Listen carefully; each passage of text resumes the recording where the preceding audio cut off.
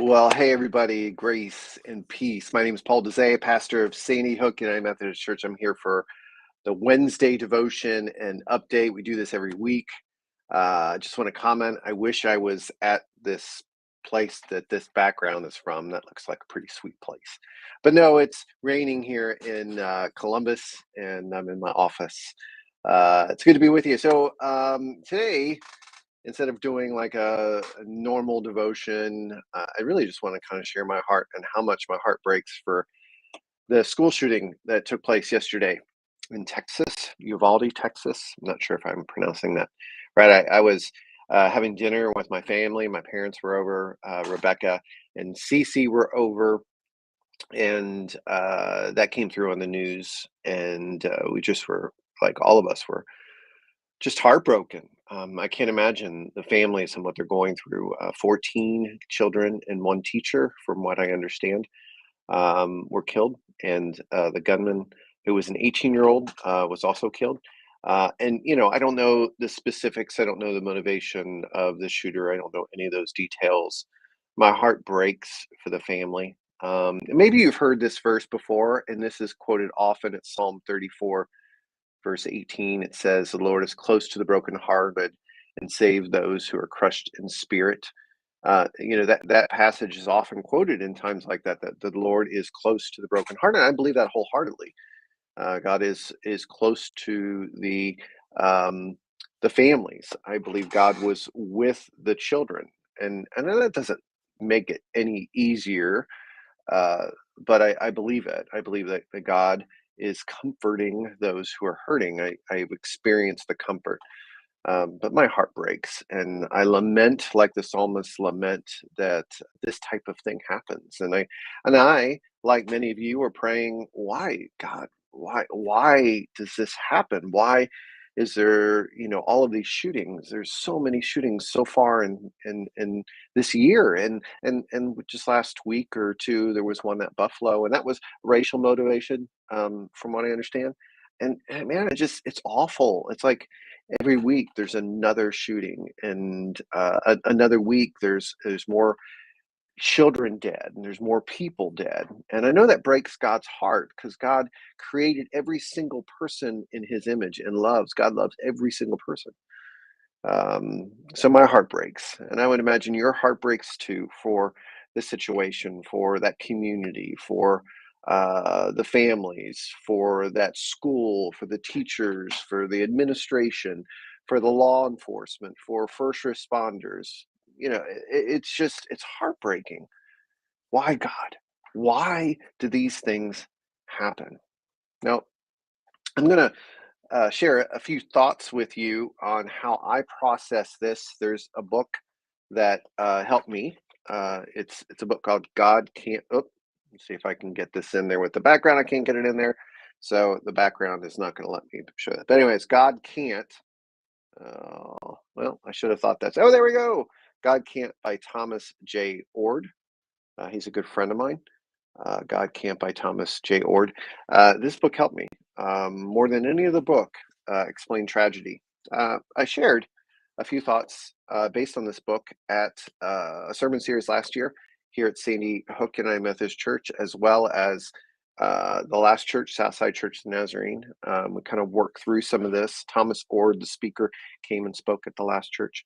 But this idea that has helped me, and I'll share it with you, is that God can't help.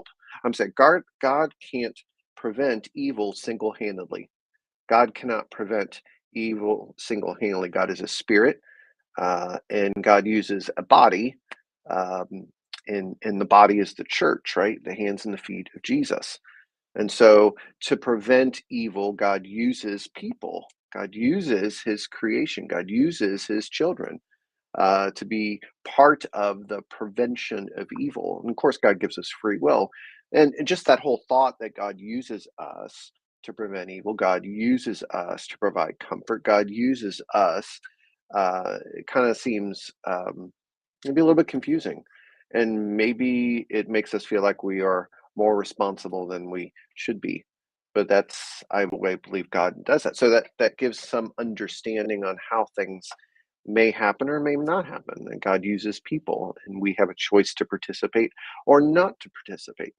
I believe that God feels our pain. God hurts when we hurt. God is hurting now. He is close to the brokenhearted. I believe God works to bring healing into the lives of those who are hurting. I believe that God can squeeze good from bad. God doesn't allow these things to happen, but God can utilize them to turn something bad into good. Um, and I believe wholeheartedly God needs our cooperation. And that's the premise of this book, God Can't by Thomas J. Ord. It's a belief in free will, and it's also a belief that God uses us to be a part of that prevention of evil. Maybe that doesn't help. It helps me. It helped me when I was kind of processing my cancer. God did not will for me to have cancer. God did not desire for me to have cancer, nor did God desire for that shooting to take place in Texas or in Buffalo. God does not desire those things to happen. They happen sometimes, freak accidents because of nature and creation and things like that, but they happen oftentimes because of free will and our willingness to participate or not participate in that. And of course, that's very complex, but that's how I process this. So things happen, and they're terrible, and they're evil, and evil exists, and God desires for evil to be prevented, and He equips and empowers the church, equips and empowers people, equips and empowers us to be involved in that. So, what do we do when you hear about this? Of course, these school shootings. For me, I stop and I pray.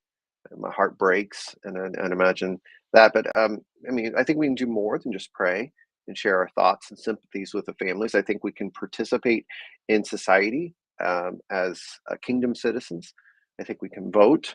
I think we can contact our congressmen locally, nationally, in the sense of what we see as ways to help prevent evil, help stop evil, help create a more just and flourishing society. I mean, and for me, I look at it as I believe we need some safer gun laws. And that's not to do away with the Second Amendment or amendment or anything like that. It's just that I think we need to put some safer laws in place, not to restrict, but to provide safety. So that is, my thoughts. You might have different thoughts, but the idea is we vote and we share those thoughts with the ways our society works to create a more Christ-like society. Now, again, that's not a culture wars thing. That's just being a faithful citizen of the kingdom first, and then also the nation we live in. I think ultimately what we need to do is continue to love our neighbor, or maybe even love our neighbor in a more courageous way, because ultimately that shooter, um, wherever they're from, in whatever of these shootings that have taken place, they are a neighbor of somebody. And if we love our neighbors, if we invite our neighbors around the table, if we um, bring them to a meal, I believe healing can take place around a meal. And that's not to put more pressure on anybody or anything, but I believe that if we're all loving our neighbors, then I believe healing is taking place around these tables. So, anyway, those are my thoughts. My heart breaks. I lament, why God? I wrestle with the problem of evil theologically. Ultimately, I pray and I cry out to God, and I want to provide encouragement and hope to those who are brokenhearted, because I believe I'm the hands and feet of Jesus. I want to do what I can as a faithful citizen, and ultimately, I want to love my neighbor. That's where my heart is, and I'm hoping maybe something that I said today would be encouraging to you. I love you all. I appreciate you um, for listening to this, watching this. Again, I don't have all the answers. I'm just a guy who's trying to follow Jesus in this really crazy world, but I think love is always the answer. Update for Sandy Hook UMC. We got a lot of great stuff coming up. We have a yard sale coming up on Saturday, June the 4th from 8 a.m. to 8 a.m. to 1 p.m. We want to double the number of vendors we had last year. We had a good turnout last year. So if you want to sell your stuff, we got registration forms here at the church. Contact the office. We'll get you the information. Graduation Sunday is Sunday, June 5th. That's also Pentecost Sunday. If you have someone that's graduating, know somebody that's graduating, send us their information, bio picture, and we can celebrate their graduation on June 5th. United Women in Faith will meet on Tuesday, June the 7th at 11 a.m. at the Taylorsville Applebee's restaurant.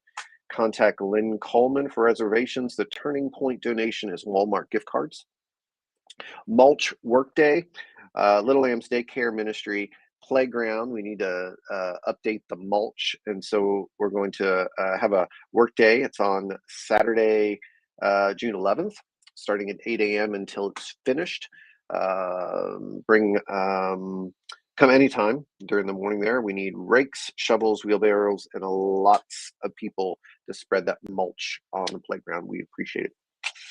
Let's see, upcoming events. We got prayer, praise, and pickleball starting back up on Wednesday, June the 15th at, let's see, 6:30 here at the church parking lot.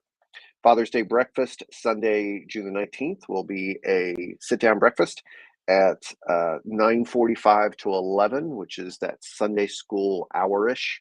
We'll be celebrating all men. Outdoor service and picnic on Sunday, July the 3rd at 11 a.m. So picnic to follow. More info coming on that. Back to school bash Saturday, August the 6th at 11 to 2. More info coming on that, of course. Worship at Hickory Creek Senior Living Sunday, August the 14th at 4 p.m. More info coming on that.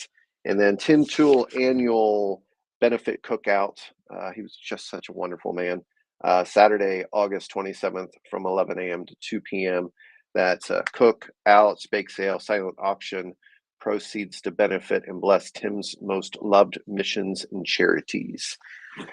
That's a lot of stuff, I know, but hey, we're ramping back up, trying to get active and minister here in our community. So if you have any questions about any of those, let us know. Hey, love you guys, praying for you. Yeah, hope to talk to you soon. Take care.